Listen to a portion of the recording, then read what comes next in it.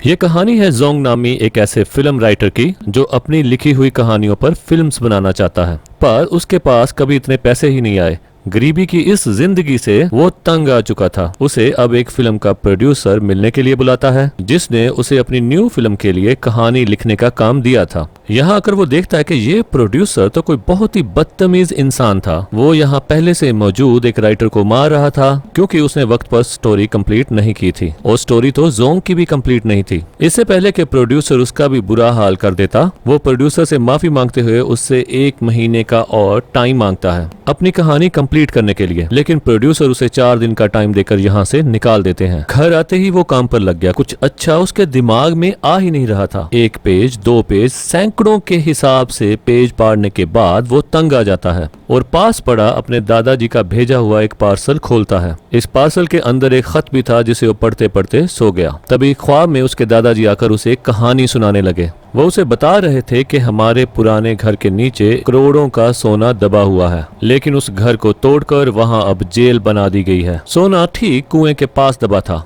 ये सारी कहानी सुनते ही जोंग को होश आ जाता है। होश में आते ही जब उसने दादाजी का पार्सल देखा तो उसमें उस घर का नक्शा था जो सच में जेल के नक्शे से मिल रहा था। यानी ख्वाब में जो कुछ उसने देखा, जो कुछ उसके दादाजी ने बताया, वो सच था। यानी जोंग की तो एक बहुत बड़ी लॉटरी लगी थी। अब तो वो दिनों में ही अमीर हो जाता। लेकिन प्रॉब्लम ये थी कि सोने को हासिल करने के लिए उसे जेल जाना पड़ता। बुरे काम तो कभी उसने किए नहीं थे। अब जेल जाने के लिए वो क्या करता है कि अपने नेबर्स का लैपटॉप चुरा कर उसे नीचे गिराकर तोड़ देता है। गुस्से में उसके नेबर्स उसे पुलिस में अरेस्ट करवा देते हैं और फाइनली वो जेल में पहुंच जाता है। जेल में तो सभी कैदी किसी की बर्थडे पार्टी मना रहे थे और ये था ग्रैब उसके पास आकर उसे भी पार्टी में शामिल होने के लिए कहता है और बताता है कि एक जमाने में उसका भी जोंग नामी एक अच्छा दोस्त था। ग्रैब बिना उसकी बात सुने उसे अपना दोस्त बना लेता है और कहता है कि अब से तुम मेरे दोस्त हो ना, इसलिए तुम्हारी हिफाजत की सारी जिम्मेदारी अब मेरी। तुम्हें यहाँ कोई नुकसान नहीं पहुंचा पाएगा। जिसके बाद हम देखते हैं कि जोंग इस जेल का विजिट कर रहा है, इसे गौर से देख रहा है और वो जगह ढूंढने की कोशिश कर रहा है जहाँ सोना दबा हो सकता है। जिस वक्त उसे वहाँ एक और कैदी मिलता है जो उसे बताता है कि इस जेल में 2 ग्रुप्स बने हुए हैं। एक ग्रुप ग्रैब का था तो दूसरा ग्रुप था बाओ का। बाओ जो कि एक बहुत ही खतरनाक कैदी था। सभी लोग उससे डर कर रहते थे, जबकि दूसरी तरफ था ग्रैब जो कि बहादुर होने के साथ साथ अच्छा भी था। वो अपने ग्रुप के किसी भी बंदे का किसी भी किस्म का नुकसान होने नहीं देता था। वो हर तरह से उनकी हिफाजत करता था।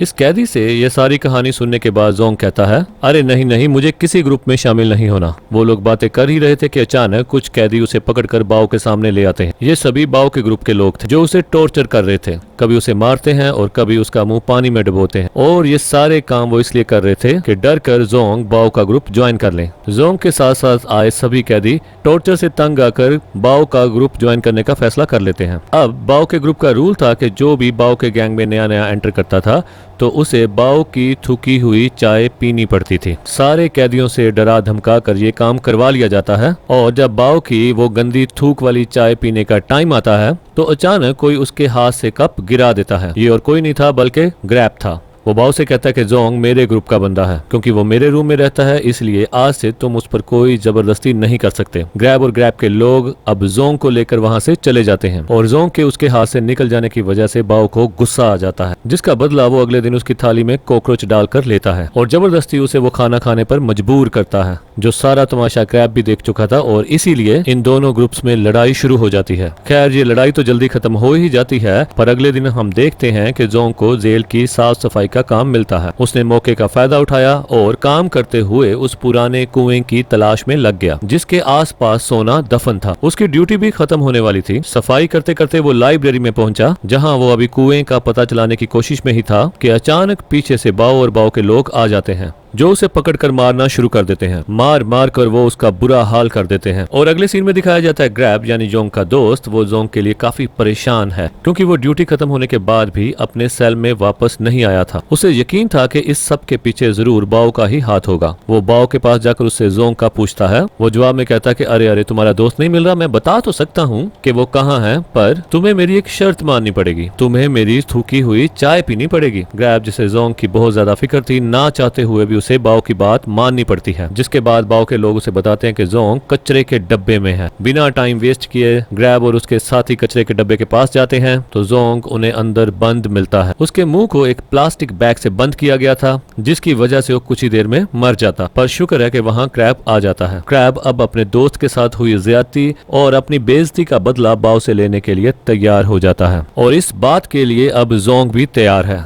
इसलिए नहीं कि बाओ ने उसे मारा और उसने बाओ के साथ कोई दुश्मनी बना ली, बल्कि उसका तो सारा फोकस अपने मिशन पर ही था, यानी सोने को हासिल करने पे था। वो सोच रहा था कि अगर इन दोनों ग्रुप्स की लड़ाई हुई तो उसे अच्छा खासा वक्त मिल जाएगा यहाँ जेल के अंदर सोने की जगह ढूंढने का। अगले सीन में दोनों ग्रुप्स में लड़ाई हो जाती है। सभी आपस में लड़ रहे थे। गार्ड्स इनको बचाने की कोशिश में लग जाता है और मौका पाते ही जोंग सिक्योरिटी गार्ड से स्टोर की चाबी चुराते हुए स्टोर की तरफ बढ़ जाता है। पर इससे पहले कि वो स्टोर को खोल पाता, पीछे से बाओ और उसके आदमी आकर उसकी खूब धुलाई करते हैं। लड़ाई करने की वजह से अब क्रैब, जोंग और बाओ को अलग अलग जेल में बंद कर दिया गया था, जहां रहते हुए जोंग अपना मकसद पूरा नहीं कर सकता था। गुस्से में आकर जोंग ट्रैप से कहता है कि यार बस करो, मुझे तुम्हारी मदद की जरूरत नहीं, तुम मेरे लिए नहीं लड़ा करो, मैं अपनी हिफाजत खुद कर सकता हूँ। जब से तुम मेरी जिंदगी में आए हो मेरी जिंदगी मुश्किल हो गई है। ये सारी बातें क्रैब को उदास कर गई थी। वो जोंग को अपना दोस्त मानता था। वो अब जोंग को अपनी कहानी सुनाता है कि क्यों वो जोंग की हमेशा इतनी केयर करता है। उसका जो पुराना जोंग नामी दोस्त था, उसने क्रैब को बचाने के लिए अपनी जान दे दी थी। क्रैब को जोंग के अंदर उसका पुराना दोस्त नजर आता था। वो बताता है कि उसके मरने के बाद मैंने उस दिन से कसम खा ली थी कि जैसे मेरे दोस्त ने मेरी जान बचाई है, ऐसे ही मैं हमेशा अपने साथियों का ख्याल रखूंगा। बस इसीलिए ही मैं तुम्हारी मदद करता हूँ।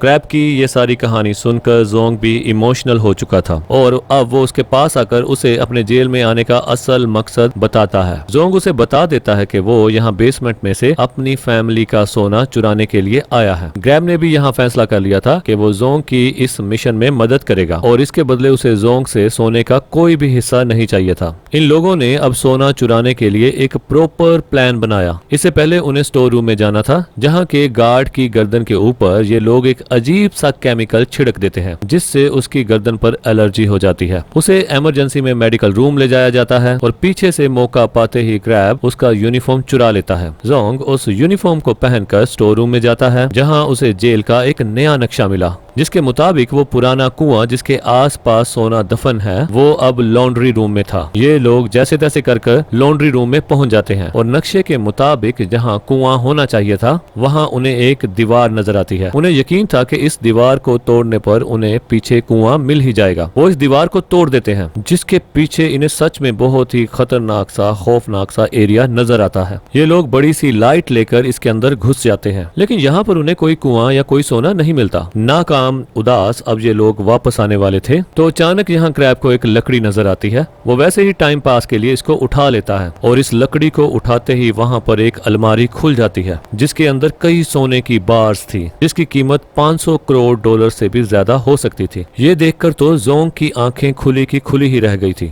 जोंग ने सबसे पहले इनमें से कुछ पार्ट्स क्रैब को दिए, लेकिन क्रैब कहता है कि मेरा इस सोने पर कोई भी हक नहीं है, ये तुम्हारा सोना है और तुम ही इसे लेकर जाओ। ये लोग सारे सोने को एक कपड़े में छुपा देते हैं और लॉन्ड्री रूम में रखे हुए कपड़ों के साथ लेकर बाहर आ जाते हैं। ये लोग जानते थे कि लॉन्ड्री हुए कपड़े 22 तारीख को जेल से बाहर जाएंगे और ये वही दिन था जिस दिन जोंग को भी जेल से रिहाई मिलनी थी। इनका प्लान तकरीबन कामयाबी होने वाला था और जोंग इस चीज को लेकर बहुत खुश था। वो क्रैब को बताता है कि वो फाइनली अब सारा अपना कर्जा उतार कर अपने सपने पूरे कर सकता है, यानी वो अब एक प्रोड्यूसर बनकर अपनी एक फिल्म बना सकता है। क्रैब का साफ दिल देखकर जोंग ने अब क्रैब से वादा किया कि जब वो जेल से बाहर आएगा तो वो दोनों मिलकर एक रेस्टोरेंट बनाएंगे जो कि सिर्फ क्रैब का होगा। सब कुछ तो प्लान के अकॉर्डिंग ही चल रहा था, पर बाओ उन्हें सुख की सांस नहीं लेने दे रहा था। वो फजूल में ही उनसे लड़ाई कर लेता है, जो करते हुए जोंग का छुपाया हुआ सोना उसके सामने आ जाता है। इनकी इस लड़ाई के चलते यहाँ पर गार्ड भी आ चुके थे। इससे पहले कि सोना इनकी नजरों में आ जाता, पता चलता है कि ये तीनों सोना छिपा चुके थे। बाओ यहाँ पुलिस वालों से झूठ बोल देता है कि जोंग का पाँव फिसल गया था, हम लड़ाई नहीं कर रहे थे, मैं तो यहाँ उनकी मदद करने के लिए आया था। जोंग भी उसकी हाँ में हाँ मिला देता है और अपने दुश्मन के साथ जोंग को मिलता देखकर क्रैब को बहुत हैरानी होती है। उसके दिमाग में ये बात आ गई थी कि मैं जो जोंग के लिए इतनी मेहनत कर रहा हूँ, मेरे लिए उसके दिल के अंदर कोई भी इज्जत नहीं, उसके लिए तो सोना ही सबसे इम्पोर्टेंट है। और ये सोचते हुए वो अब दिल ही दिल में जोंग से दोस्ती तोड़ चुका था। वो अब जोंग का और साथ नहीं देने वाला था, इसीलिए वो बाओ के साथ मिलकर यहाँ से भाग जाने का प्लान करता है, जिसमें क्रैब अब उसका साथ नहीं दे रहा था। पर अगले ही सीन में जब क्रैब को मालूम होता है कि उसकी बेटी बहुत ज्यादा बीमार है, इतनी कि उसकी सर्जरी करनी पड़ेगी, इसलिए वो ना चाहते हुए भी अब जोंग का साथ चाहता था। उसे जोंग का सोना नहीं चाहिए था, वो बस जोंग के साथ उनके प्लान में मिलकर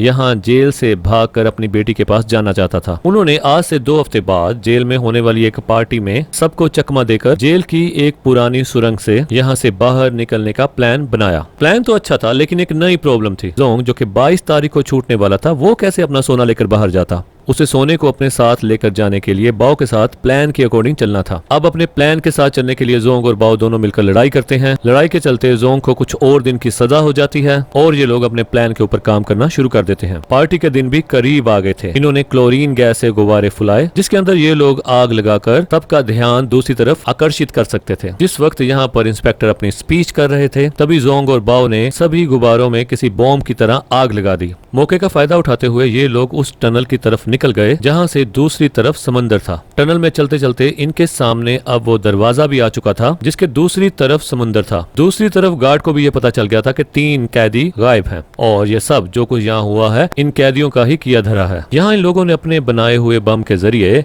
वो बड़ा सा दरवाजा तोड़ दिया, जहाँ दूसरी तरफ समंदर था। बाहर बाओ के आदमी कश्ती लिए तैयार थे। अब फाइनली बस इन्हें यहाँ से भागना था, लेकिन इस वक्त पर बाओ दोबारा इन्हें धोखा देता है। वो अपना चाकू निकाल कर इन दोनों को यहाँ कत्ल करने वाला था, क्योंकि उसके दिल में लालच थी। वो सारा सोना खुद हासिल करना चाहता था। इसके पहले के बाओ क्रैब को मार देता, जोंग उसके सामने आ चुका था और इसीलिए वो बहुत ज्यादा जख्मी हो गया। दिखाया जाता है कि इसके बाद इन तीनों के दरमियान भी लड़ाई शुरू हो जाती है। बाओ जो कि एक खतरनाक क्रिमिनल था, उसने मार मार कर इन दोनों का बुरा हाल कर दिया था। यहाँ क्रैब उसे कहता है कि तुम बेशक सारा सोना ले जाओ, पर हम दोनों को जिंदा छोड़ दो। लेकिन वो क्रैब की बात क्यों मानता? जेल में तो हमेशा क्रैब उसका दुश्मन ही रहा था। वो क्रैब को अब समंदर के अंदर गिराना चाहता था और जैसे ही वो क्रैब को गिराता है और वक्त रहते ही क्रैब एक रस्सी को पकड़ लेता है, जिसका दूसरा सिरा जोंग के हाथ में था। यानी इस वक्त क्रैब की जान जोंग के हाथ में थी। यहाँ जोंग को वो सारे पल याद आते हैं जब जब क्रैब ने उसकी मदद की थी, एक सच्चे दोस्त की तरह उसका साथ दिया था और अब वो क्रैब का साथ नहीं छोड़ने वाला था। क्रैब के ठीक सामने बाओ भी खड़ा था, अपने एक हाथ से रस्सी को पकड़े हुए। क्रैब उसे चकमा देते हुए जल्दी से पानी में गिरा देता है और दूसरी तरफ जोंग अपना पूरा जोर लगाते हुए अपने दोस्त क्रैब को समुद्र में गिरने से बचा लेता है। बाओ तो मारा जा चुका था और इनके सेफली जेल में वापस आते ही यहाँ सिक्योरिटी गार्ड भी उन्हें ढूंढते हुए आ चुके थे, जिन्हें देखकर ये दोनों अपने आप को शराफत से उनके हवाले कर देते हैं। जेल से भागने की कोशिश की वजह से इनकी सजा थोड़ी बढ़ाई तो जाती है, लेकिन कहानी के आखिर में एक अच्छी चीज हमें ये बताई जाती है कि क्रैब जिस वजह से इस जेल से भागने जा रहा था, वो वजह खत्म हो चुकी थी। यानी उसकी बेटी का इलाज अच्छे से हो गया था। और दूसरी तरफ ये सारा सोना जो ये लोग यहाँ से लेकर भागने वाले थे, गवर्नमेंट उस सोने के वारिस का पता चलाते हुए ये ऐलान कर देती है कि ये सारा सोना जोंग के ग्रैंडपा का था और क्योंकि अब वो इस दुनिया में नहीं रहे, इसलिए इस सारे सोने का असल हकदार सिर्फ जोंग ही है। उसका अब अमीर होने का सपना पूरा हो गया था। वो जैसे चाहता था अब वैसे जिंदगी गुजार रहा था। वो एक प्रोड्यूसर बन चुका था और अपनी लिखी हुई कहानियां अपने ही तरीके से फिल्म करता है। उसने अपने सबसे अच्छे दोस्त क्रैब के साथ मिलकर एक रेस्टोरेंट भी बना लिया है और यही सब बताते हुए ये कहानी यहाँ खत्म हो जाती है।